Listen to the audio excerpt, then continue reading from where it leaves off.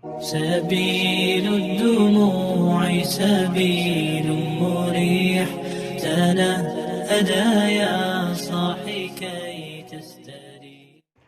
Daripada seorang mencebok akan air dalam bijana air. Bijana air yang sedikit. Kosot sore nak membasuh akan badannya, badan sore tu.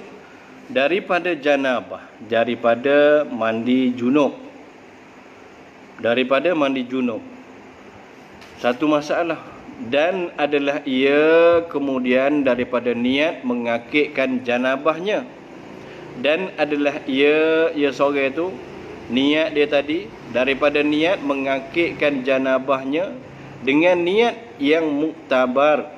Yang muktabarkan dia. Jadi niat ni, kalau kita baca niat bahasa diri kita ni, orang panggil niat yang berbentuk tak muktabar. Aku mandi wajib kerana Allah Ta'ala. Situ Adapun yang muktabarnya, sahaja aku mengangkat hadas besar atas diriku, yang wajib atas diriku kerana Allah Subhanahu Wa Ta'ala. Itu yang muktabar. Jadi di antaranya bila dia kata dia baca niat dengan yang cara muktabar, kemudian maka termasuk salah satu anak jarinya dalam ma'rufnya.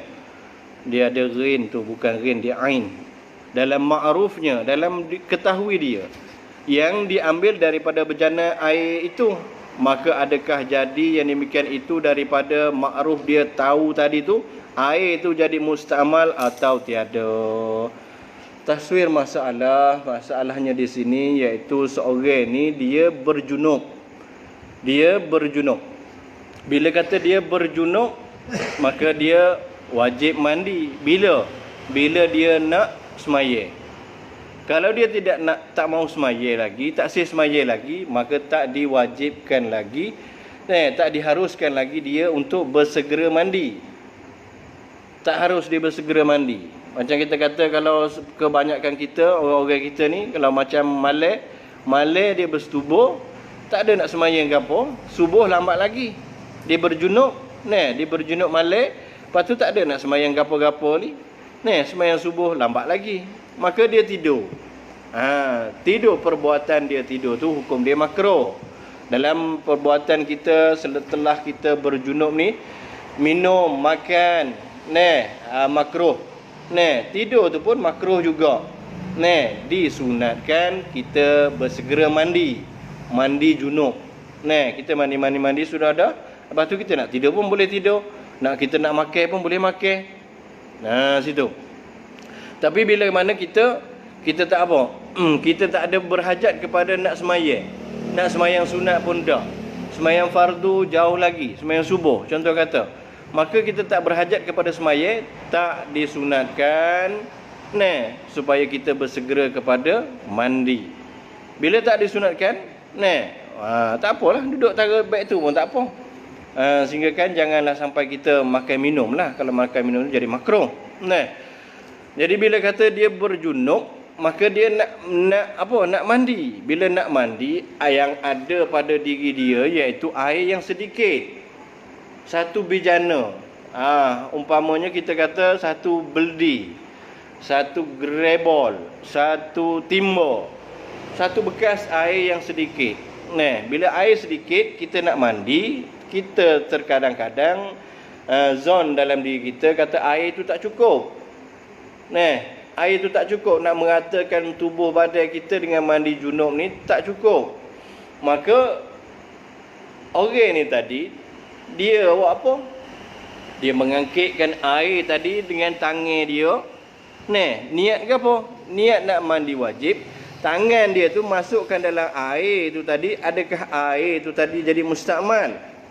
Padahal di belakang ni tadi, kalau kita dengar, kita akan baca di belakang ni, dibolehkan kita berniat tangan kita untuk iktiraf.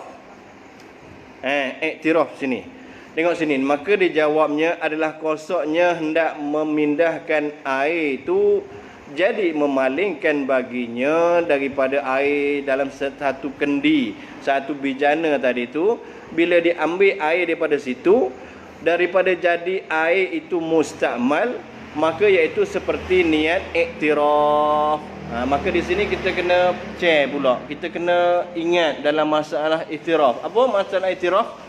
Anggota kita ni, tangan kita ni dibolehkan untuk kita jadikan sebagai cebok. Tapi bermula daripada kita kena berniat tangan kita untuk jadi pencebok.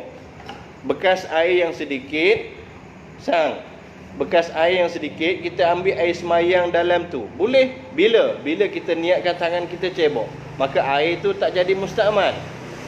Nak jadi mustakmal bila kita tak ada niat. Tak ada niat untuk tangan kita ni untuk jadi cebok. Untuk jadi Untuk jadi apa orang panggil? Batik. Gayung. Kalau orang bahasa-bahasanya, gayung, batik, pencebok. Kita tak niat tangan kita lagu tu, maka kita celup pada air yang sedikit tu, air tu jadi mustakmal. Bila air mustakmal, air yang pertama tu tak apalah. Air yang kedua kita nak ambil tak boleh dah, pasal air yang telah digunakan. Bila air dah gunakan, kita nak ambil air semaya tak boleh. Apatah lagi bila nak mandi wajib ni pun tak boleh juga. Tapi bila mana kita niatkan iktiraf, iaitu kita niatkan anggota tangan kita ni, iaitu untuk apa? Untuk jadikan gayung, untuk jadikan sena, batik, cebok. Maka kita niat, kita ambil air tu, maka air tu tak jadi mustakmal. Faham situ? Maka kita boleh ambil air untuk basuh muka kita, ambil yang kali yang kedua pula, ambil yang kali yang ketiga pula, basuh tangan pula.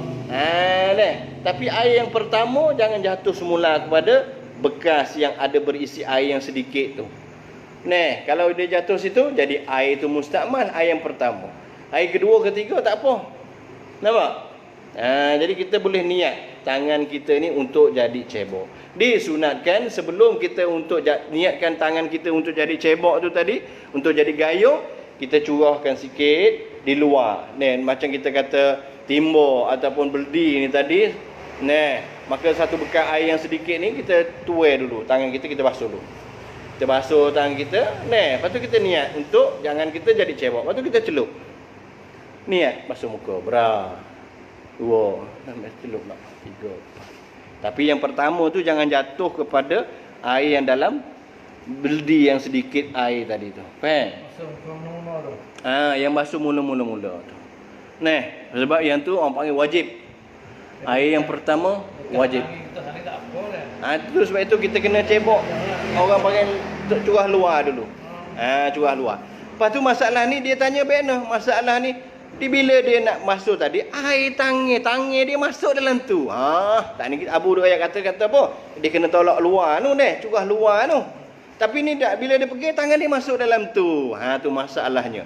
Bila masalah kata tangan dia masuk situ, kosok dia nak menghilangkan air tu, mengakit air tu daripada satu tempat kepada satu tempat yang lain, iaitu dia ambil air ni nak gunakan untuk mandi wajib dia tadi tu. Tapi tangan dia termasuk dalam tu.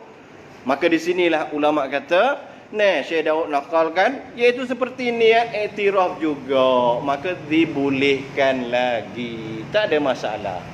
Bila kita berjumpa dengan orang kata, tak boleh, kena curah dari luar dulu, basuh tangan dulu baru boleh celup. Basuh tangan dulu baru boleh celup. Tak boleh celup selalu. Maka di sini nakal bahawa kata tak ada masalah. Kalaulah termasuklah anggota kita kepada air yang sedikit tu. Untuk kita keluarkan daripada khilaf, iaitu janganlah kita mensengajakan masukkan tangan kita dalam air yang sedikit tu. Sebaliknya kita curahkan dulu di luar, basuh tangan kita, lepas tu baru kita niat untuk tangan kita menjadikan sebagai gayung, batik, pencebok bagi air itu. Habis itu. الرحيب الفسيح تنحى يا حزن واهجر فؤادا توكل بجد بعزم فصيح فإني علمت